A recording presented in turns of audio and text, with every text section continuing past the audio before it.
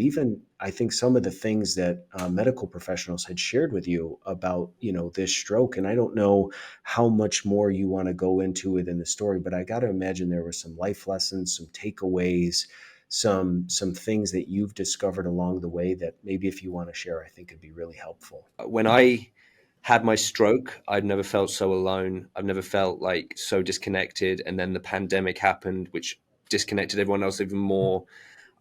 So when doing this, I was like, I need to create community. I need to know that people, can reach out, not just to me. And that's the great thing is with the Roses Rebels is reach out to those people because they're passionate about fitness. They're passionate about bike riding. They've got kids. They've got dogs. They love dogs. They love cat. Whatever it is, there's someone there for you, and you can make friends. And honestly, I think one of the hardest things, I was living in America for 15 years, even coming back to England, moving to London. I was kind of like, awesome, this is going to be great. I'm going to see all my mates again. We'll be back in London.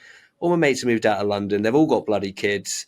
They live hours away. So I was just like, I'm really alone, which is kind of strange in itself. I've got my wife and my family are kind of near.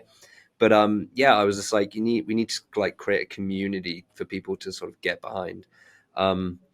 Regarding the health professionals, when I first had my stroke, obviously I couldn't really move my arm. I still have I don't really feel my arm. It's like my hand. It just feels numb.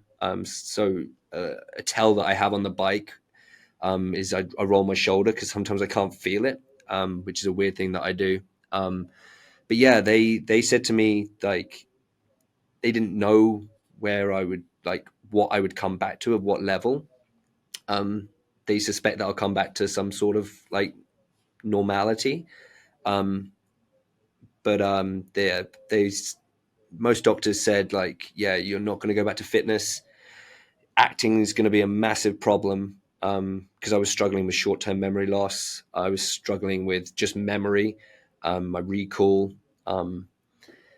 So when I did get back, that first thing was I wanted to book an acting job, and I wanted to prove to myself that I could be sent a script, I could memorize it in a day, go in the next day under pressure, sit with casting directors, put it out. And I booked, I don't know if most people know, I booked One Royal Holiday,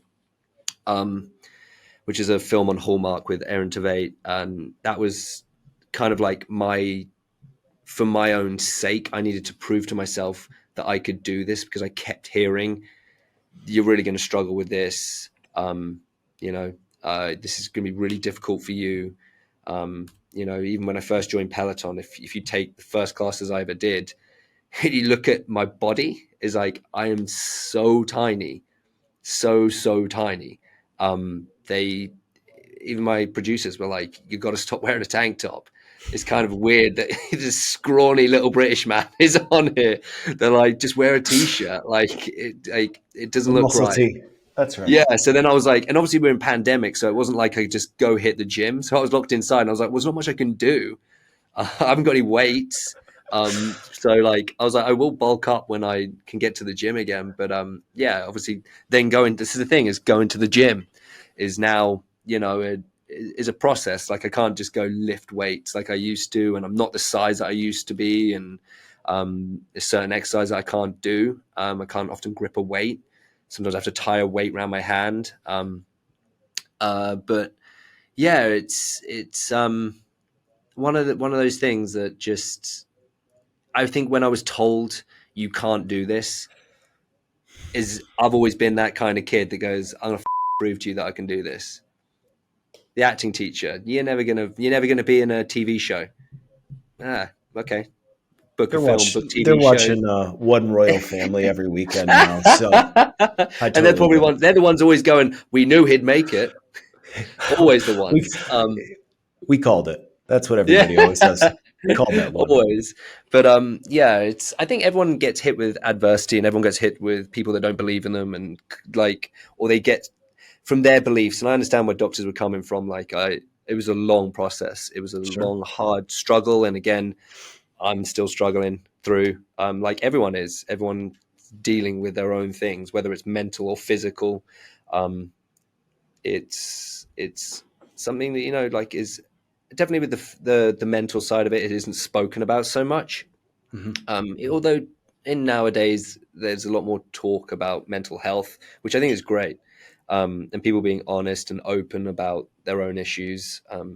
We just had a talk about that at Peloton, which I hosted, and we talked about sort of mental health, physical health, and I think it's good that, you know, I think people being listened to. Um, I think that's one reason I wanted to do the social media sort of speaking to people, creating a community Yeah.